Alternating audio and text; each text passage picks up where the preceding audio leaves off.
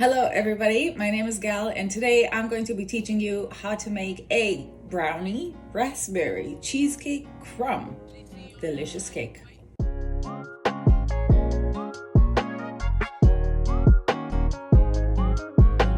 The inspiration for this recipe came from my partner who likes really decadent desserts once a year for his birthday. So I just decided to combine 4 different desserts essentially into one.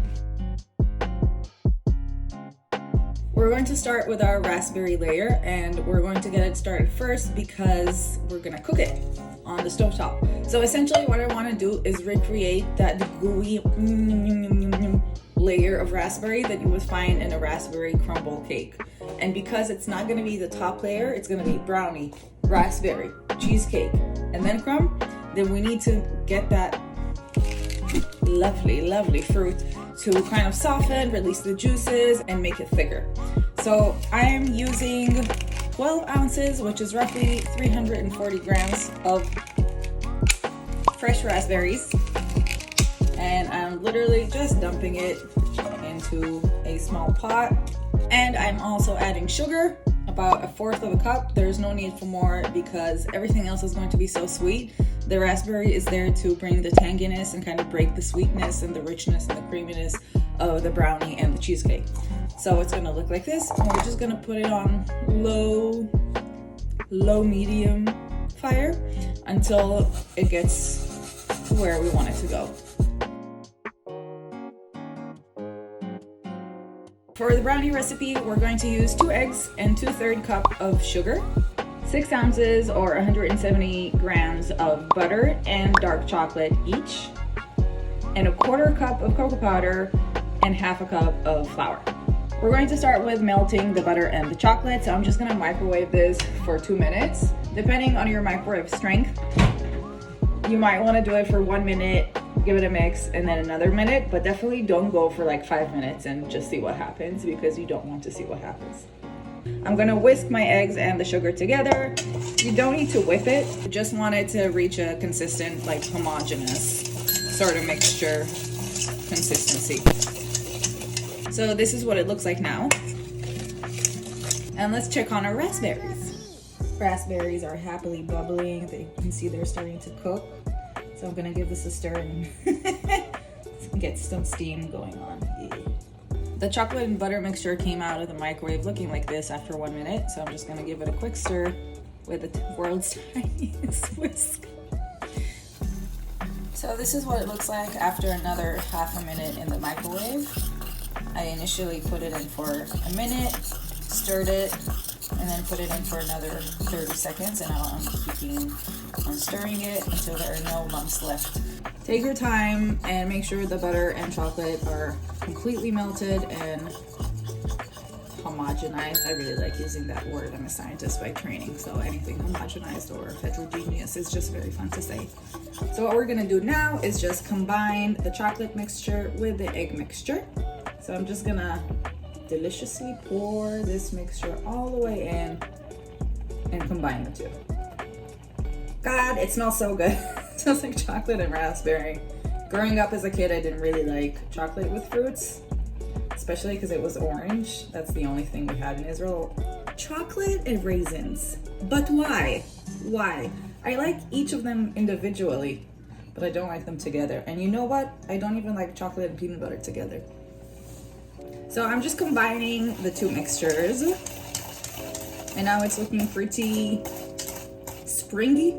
So there's some resistance to the mixture because of the eggs. So it's not so smooth, it's kind of fighting back as I mix it, which is what we want. And now I'm gonna take the 2/3 of a cup, sorry, 1/2 cup flour and 1/4 of a cup cocoa powder, and I'm gonna add it to the mix. And I just like to add salt to everything, every dessert, every food, even if it's not in the recipe. So I'm gonna add a generous pinch of salt. And now combine everything. Our brownie mix is completely homogenous. It's completely well mixed. And so I'm gonna pour it into the pan. I'm going to use a 9-inch pan, which is approximately 22 by 22 centimeters. And I'm gonna line it with baking paper. I'm gonna do a trick that I learned during COVID when I binged and went down a wormhole of watching other people make baking videos, which is crumple it even once or twice or thrice, because then the baking paper becomes more pliable and can take the shape of the pan. When it's completely flat, you may have experienced this in the past, it's just very hard to get it to stay in shape. So this is what it looks like. Pretty well shaped. Pour the brownie mix into the pan. Oh yeah, this is the best part.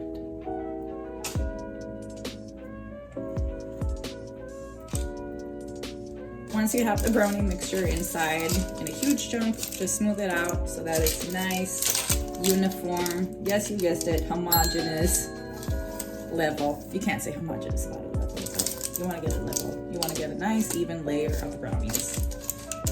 Looking at our raspberries, they broke down. Still a little bit of liquid left, but we're going to let it simmer for a little bit more as the brownie sits. And now we're going to do the cheesecake part. For the cheesecake, we are going to need a block of cream cheese, which is 8 ounces or approximately 250 grams of cream cheese, full fat, 2/3 cup of sugar, 1 teaspoon vanilla, 2 eggs, and secret ingredient, cottage cheese. I know it might be surprising, but where I come from, using non-cream cheeses to make cheesecakes is very prevalent. So this is 200 grams or about 7 ounces of full fat cottage cheese. My trick is to put everything in the freaking blender.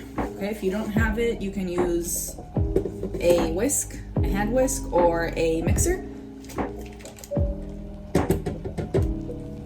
Sugar.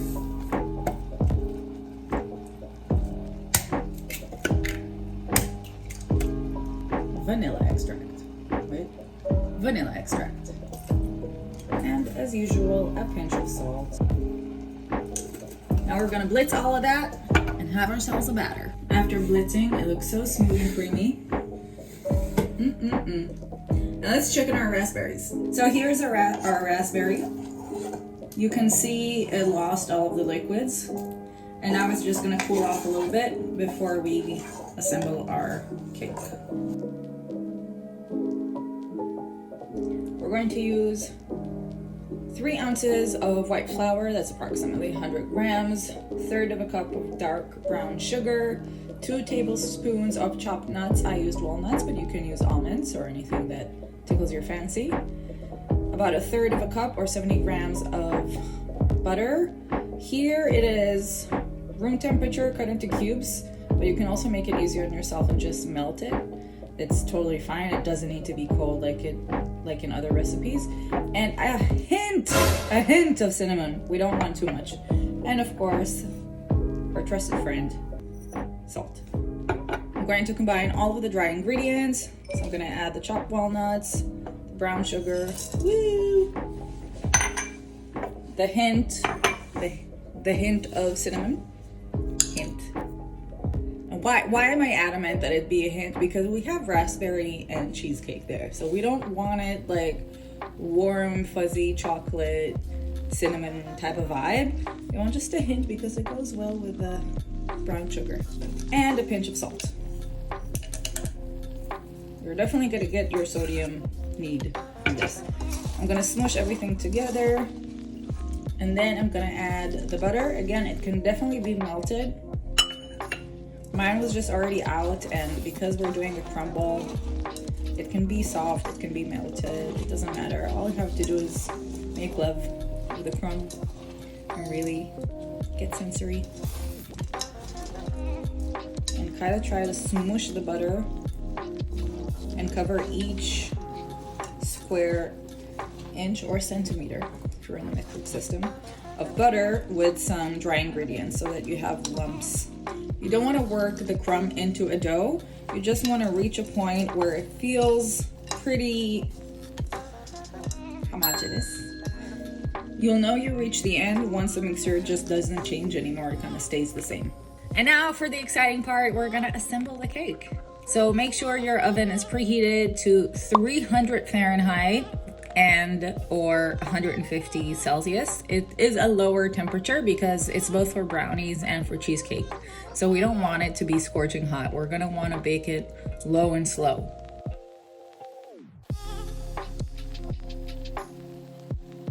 So we're going to take our brownie mix. So now we're gonna scrape the raspberry mixture. It's also kind of thick, which is great. We like thick. We're gonna swirl it around. Oh my God, look at that. Ah. And now the cheesecake mixture. So today our mixtures are behaving pretty solidly. It's winter here in New York when I'm filming this. So that means we're gonna have a separate layer of raspberry and a separate layer of cheesecake. Or actually just do dollops of raspberry and then pour the cheesecake on top and swirl it with a spoon or a knife very gently. And now the final layer, our crumb mixture. This is a very fun part. I mean, most of the parts are fun, but honestly, the assembly is the most fun part. Oh yeah. So you may have noticed that the cheesecake layer is the one that contains the most moisture. It's really running compared to the brownies and the raspberry.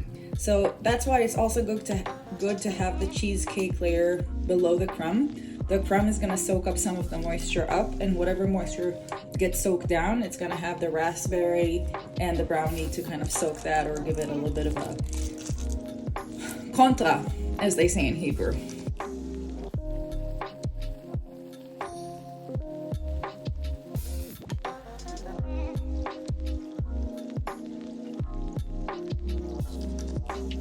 And now we're gonna bake it in 300 degrees Fahrenheit or 150 Celsius for about an hour.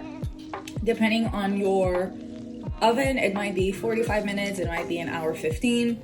You're gonna have to insert a toothpick, let's say around 45 minutes, and see what happens. If it's completely wet, I really do recommend about an hour. If it's surprisingly dry, then take it out.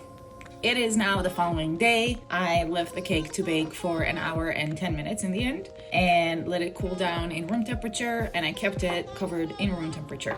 If you live in a hot climate, I would recommend putting it in the fridge, but if not, you can definitely leave it in room temperature overnight. So it looks like this. Just very easily take it out and let's slice it. And this, my friends, is what it looks like. A layer of brownie, a layer of raspberry, cheesecake, and crumble. So yummy.